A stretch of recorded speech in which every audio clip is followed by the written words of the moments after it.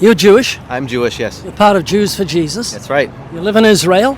I live in Israel. And here you are in Huntington Beach. Tell me, in a couple of minutes, what was it that brought you to Christ? Wow. I grew up in a Jewish family. We celebrated the traditional Jewish festivities and holidays. Had my bar mitzvah, Jewish summer camp. I learned Hebrew and went to live in Israel in my early 20s. And I got really, really deep into New Age spirituality, meditation, thinking that I could enlighten myself, become basically my own God. And I developed my own religion based on Eastern mysticism. And it was great when I was in my 20s because I was traveling the world and single. But when the reality of the world came crashing down and I had to have a business and I had a family to raise and a wife to take care of and kids, that my philosophy wasn't standing on its own. And life became so heavy and so difficult that I actually broke down into depression, anxiety, fear, and suicidal thoughts. And it was at that moment when I completely broke down, then I said, I don't know what I'm doing anymore. And I thought I was very arrogant, and I was very narcissistic.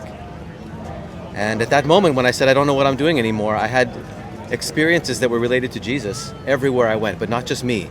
It was my wife and my older son at the same time, separately. We would go out of the house, we would have experiences that were related to Jesus and come home and talk about them. But I wanted to die. I was suicidal. I wanted out of this life because I didn't think that there could be anything better for me. But I was seeking for so long, and I never found the answers. And as I'm having these experiences related to Jesus, I find myself coming back to life, but I'm not doing it. I wasn't meditating myself or changing my behavior or my thoughts to try to create a better attitude and feel better about my life. It was happening inside of me. I hadn't read the New Testament. I hadn't even read the Old Testament, to be fair. But I knew that I was coming back to life. And one day I was in a church for the first time. And it wasn't to impress a girl like when I was younger. It was for real. I went to a church because I was trying to find truth. And the pastor said, Jesus went up onto a mountain with his disciples, and God came out of the mountain and said, this is my beloved son who I love. Listen to him. And as soon as I heard listen to him, I knew that to be true. I ran home and I told my wife, I recognized Jesus for who he was, and all of my depression, anxiety, and fear and suicidal thoughts fell off of me in that one moment. And my hands went up in the sky and I said, I'm free.